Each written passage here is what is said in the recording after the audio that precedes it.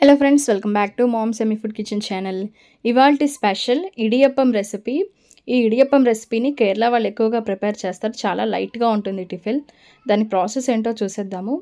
ముందుగా stove on చేసుకొని stove మీద ఒక పాన్ పెట్టుకోవాలి. ఇందులో 3 to 4 టేబుల్ స్పూన్స్ వరకు ఆయిల్ వేసుకోవాలి. ఆయిల్ ప్లేస్లో ఘీ కూడా వేసుకోవచ్చు. నెక్స్ట్ ఇందులో 1 కప్ వరకు రైస్ ఫ్లోర్ని యాడ్ చేసుకోవాలి. రైస్ ఫ్లోర్ని ఇందులో వేసేసుకొని రైస్ ఫ్లోర్ని గరిటెతో ఆయిల్లో బాగా మిక్స్ అయ్యే విధంగా మిక్స్ చేసుకోవాలి. అండ్ ఇందులోనే కాస్త టేస్ట్కి సరిపడా సాల్ట్ని కూడా యాడ్ చేసుకోవాలి.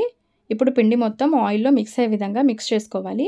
ఈ విధంగా పిండిని మిక్స్ చేసుకుంటూ ఇందులో తగిన వాటర్ని పోసుకుంటూ పిండిని మిక్స్ చేసుకోవాలి. వాటర్ని ఒకేసారి కాకుండా కొద్ది కొద్దిగా పిండిలో వేసుకుంటూ పిండి మొత్తం మిక్స్ చేసుకోవాలి. 5 minutes తర్వాత స్టవ్ ఆఫ్ చేసేసి పిండిని కంప్లీట్గా చల్లారనివ్వాలి. నెక్స్ట్ చేతికి కాస్త ఆయిల్ అప్లై చేసుకొని పిండిని ఇలాగా రౌండ్ బాల్ లాగా పిండిని మిక్స్ చేసుకోవాలి. నెక్స్ట్ ఒక మౌల్డ్ తీసుకోవాలి.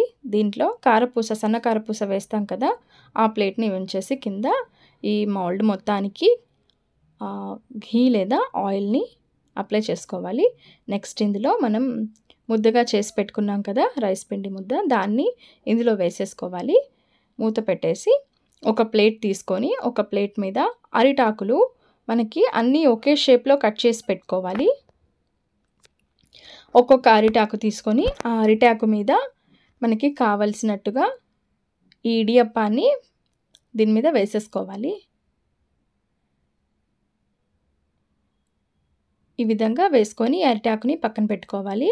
నెక్స్ట్ వేరొక అరిటాకు మీద కూడా ఇట్లాగా వేసుకోవాలి. ఇలా అన్ని ఆకుల మీద ఇలాగా వేసేసుకొని ఇడ్లీ పాత్ర తీసుకొని ఇడ్లీ పాత్రలోని ప్లేట్స్ మీద కాస్త ఆయిల్ అప్లై చేసి దాని మీద 2 sides ఈ అరిటాకులని ఉంచేసేయాలి. అదేవిధంగా అన్ని ప్లేట్స్ మీద కూడా ఇలాగా అరిటాకుల్ని పెట్టేసుకోవాలి. ఇప్పుడు ఈ స్టాండ్ని ఒక ఇడ్లీ పాత్ర తీసుకొని అందులోకి 2 cups వరకు వాటర్ని ఫిల్ చేసుకొని ఆ ఇడ్లీ పాత్రలోకి ఈ స్టాండ్ మొత్తాన్ని పెట్టేసేయాలి.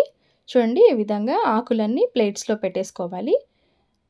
ఇప్పుడు ఇడ్లీ పాత్ర తీసుకొని అందులో కొన్ని వాటర్ వేసుకోవాలి. 2 cups వాటర్ వేసుకుంటే సరిపోతుంది.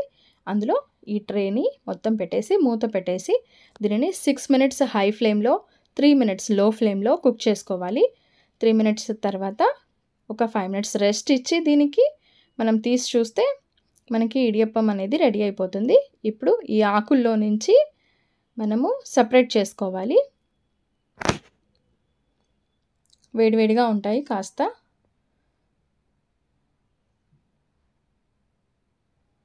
ఈ ఆకులన్నీ ప్లేట్స్లో నుంచి తీసేసుకోవాలి. ముందుగా తీసేసుకొని వేరొక ప్లేట్ తీసుకొని అందులోకి మనం ఆకు మీద నుంచి ఇడియప్పాన్ని సెపరేట్ చేసుకొని ప్లేట్లో సర్వ్ చేసుకోవాలి. ఇదే విధంగా అన్ని ఆకుల్లో నుంచి ఇడియప్పాలని సెపరేట్ చేసుకోవాలి.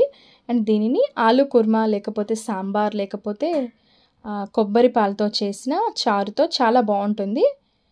మీరు కూడా తప్పకుండా ట్రై చేయండి. చాలా లైట్గా ఉంటుంది టిఫిన్. అండ్ నా ఛానల్ సబ్స్క్రైబ్ చేసుకోవడం మాత్రం అసలు మర్చిపోకండి.